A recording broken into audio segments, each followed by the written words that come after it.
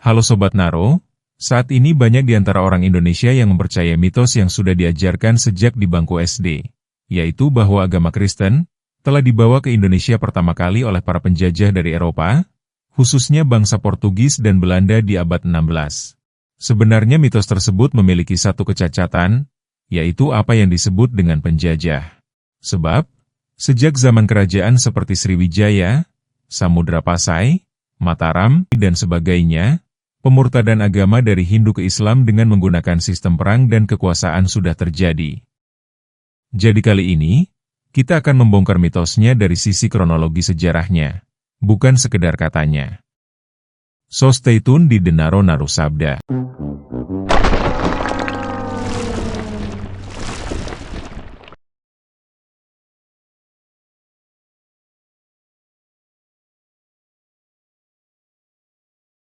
Adalah seorang pendeta dari gereja Koptik Mesir bernama Abu Al-Makarim, yang dalam catatannya, mengklaim bahwa Kristen Persia, yaitu sekte Nestorian sudah masuk ke wilayah Nusantara pada abad 7, tepatnya melalui kota Fansur atau Fahsur di Baru Sumatera.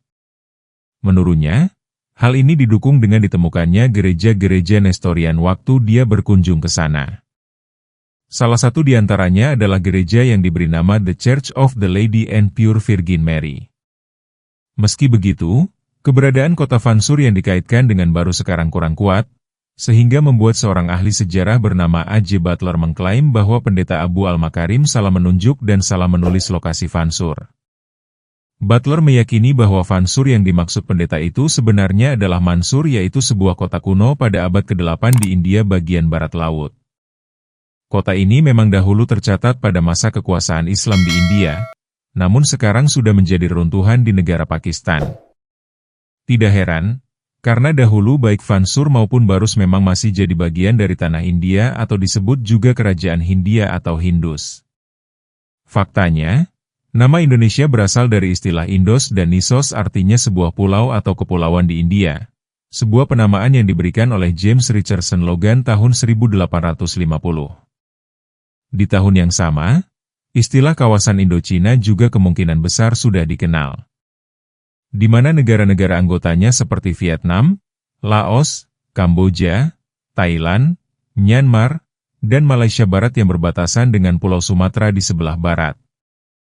Mereka adalah negara yang sudah terpengaruh oleh budaya India dan Cina.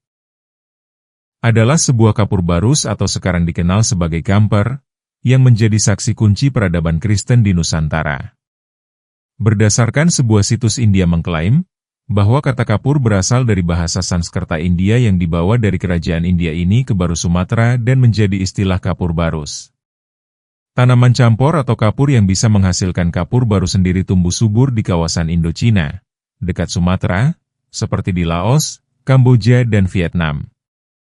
Dan tentu saja India, Bangladesh, Nepal, Jepang dan Tiongkok menjadi penghasil terbesarnya. Setidaknya ada dua kerajaan bercorak Hindu yang waktu itu sedang berkuasa di Nusantara, yaitu Kerajaan Kutai di abad 4 dan tentu saja Kerajaan Sriwijaya yang datang di abad ke-7, di masa yang sama dengan klaim datangnya Kristen Nestorian ke Barus.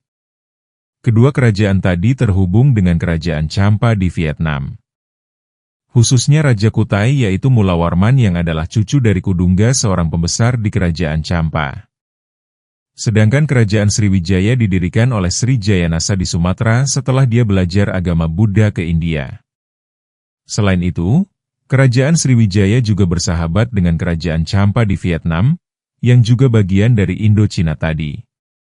Menurut catatan versi Islam, sejak akhir abad 7, Raja Hindia yang waktu itu berkuasa di Kerajaan Sriwijaya, tampaknya telah menjadikan Sumatera sampai Jawa sebagai bagian dari India, sebagaimana yang dikatakan oleh Reynaud. Klaim ini mendukung penamaan Nusantara sebagai Indonesia dan bagian dari Indochina. Raja Hindia melalui suratnya meminta kepada Raja Arab pada masa Khalifah Umayyah agar mengajarkan Islam kepada mereka, dengan memberikan juga sejumlah hadiah yang diantaranya adalah kamper atau kapur barus. Hal ini diperkuat dengan adanya penemuan surat-surat dari Raja Arab waktu itu, yaitu Umar bin Abdul Aziz kepada Raja-Raja Al-Hind atau Raja Sriwijaya. Di mana dalam surat-surat itu juga memuat ajakannya kepada Raja-Raja Hindia untuk memeluk agama Islam. Hal ini dapat dimaklumkan, karena waktu itu Kekhalifahan Umayyah sedang ditakuti dunia, karena berhasil menguasai dunia termasuk India, apalagi Sriwijaya yang waktu itu ada di bawah Raja Hindia. Catatan ini membuktikan bahwa Kamper waktu itu ternyata dibawa dari Sumatera ke luar Sumatera. Sekarang tampaknya klaim dari A.J. Butler tadi benar, bahwa Fansur atau Barus yang dimaksud oleh pendeta tadi adalah kota Mansur yang ada di India atau Pakistan sekarang, bukan kota Barus yang ada di Sumatera sekarang. Menurut A.J. Butler, kota Mansur di India ini memang dulu terkenal sebagai penghasil kamper oleh orang-orang Arab. Apalagi situs di India tadi mengklaim bahwa kamper yang dibawa dari wilayah mereka diperdagangkan ke kota Barus di Sumatera, sehingga ditemukan nama Kapur Barus. Tetapi sebenarnya kita akan tahu, bahwa ternyata klaim dari A.J. Butler tidak bertentangan dengan keyakinan bahwa agama Kristen memang pernah masuk ke Nusantara di abad ke-7.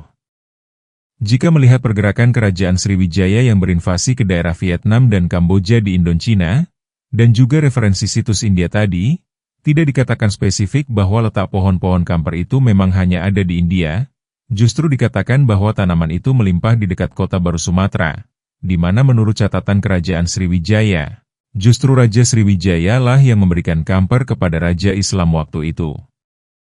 Sesuai dengan habitat asli terbesar pohon kamper yaitu di kawasan Asia Selatan dan Asia Tenggara.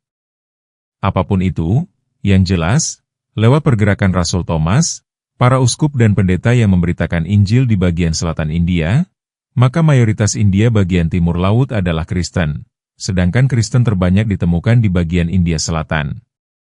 Di mana hal ini memungkinkan para pedagang India yang Kristen juga berpotensi datang ke Barus di Sumatera. Sehingga timbullah satu klaim lagi dari sejarawan bernama O.W. Walters, bahwa Barus modern yang ada saat ini, sudah ada sebelum abad 8, dan diperkuat dengan budaya lisan masyarakat lokal Barus tentang asal-muasal kota Barus. Ada dua versi cerita lokal. Pertama cerita versi hilir, di mana masyarakat mengatakan dahulu ada sebuah kerajaan yang dipimpin oleh raja dari Pansohor atau Pansur. Sedangkan versi kedua adalah hulu, di mana dulu ada sebuah kerajaan di pedalaman Sumatera yang membuat pemerintahan baru di Lobo Tua lokasi Barus modern saat ini, kemudian dikenal dengan nama Kerajaan Pansur. Wilayah Kerajaan Barus meliputi satu daerah luas di utara Sumatera, dan pelabuhannya terletak di bagian timur Laut Sumatera, di antara Aceh menghadap langsung Selat Malaka. Sehingga O.W. Walters menyimpulkan, bahwa Kerajaan Fansur dapat memindahkan pusat pemerintahannya atau pusat perdagangannya dari India ke Barus di Sumatera, namun wilayah kerajaannya tetap membentang dari India sampai Barus di Sumatera. Hal ini dapat mendukung pendapat bahwa gereja-gereja Nestorian itu tetap ada di India. Namun, saat mereka memindahkan pusat perdagangan ke Sumatera, orang-orang Kristennya ikut masuk juga ke wilayah Nusantara. Meskipun pendapat O.W. Walters tentang posisi kota Barus atau Fansur yang harusnya ada di utara Sumatera bukan di barat seperti saat ini, namun sebuah penelitian justru mendukungnya, ketika di Barus sendiri ditemukan sebuah makam seorang murid syaikh yang tulisannya begini, Syaikh Imam Muasham Syah dari Fansuri. Kalau begitu, Fansur atau Barus yang dirujuk oleh pendeta Al-Makarim memang kemungkinan besar bukan ada di Sumatera atau juga memang ada di Sumatera yang waktu itu masih dalam bentuk kerajaan Hindia. Di India sendiri, pada tahun 46 Masehi, tepatnya di kota Madras atau sekarang dikenal dengan Chennai, Rasul Thomas, salah satu dari 12 murid Yesus Kristus memberitakan Injil, membaptis dan meninggal martir di sana. Oleh sebab itu, kita dapat menemukan makamnya di atas bukit yang dinamakan Bukit Santo Thomas di Chennai yang juga terdapat gereja Santo Thomas. Selain di Madras, di kota Kolam di India sepanjang abad 1-9 telah dibangun gereja-gereja peninggalan Kristen Persia Syria yaitu sekte Nestorian. Ada 7 gereja yang waktu itu dibangun oleh Rasul Thomas dan diturunkan kepada para muridnya yang menjadi pendeta, imam, uskup dan diakon. Sehingga banyak masyarakat lokal di sana waktu itu sudah dibaptis, dan menjadi Kristen yang beribadah menggunakan bahasa Syria. Di mana bisa saja bahwa kekristenan di Kolam ini dibentuk oleh Bishop John dari India dan Persia yang juga menghadiri konsili Nicea 325. Atau bisa juga setelah itu. Akhirnya, pada tahun 2023, Para arkeolog menemukan artefak peralatan liturgi gereja dan barang-barang berukiran salib Nestorian yang sezaman dengan kerajaan Sriwijaya. Bisa jadi kemungkinan besar benda-benda ini dibawa oleh para pedagang Kristen Persia yang ada di India Kebarus atau Vansur di Sumatera, atau malah memang dibuat di Nusantara waktu itu.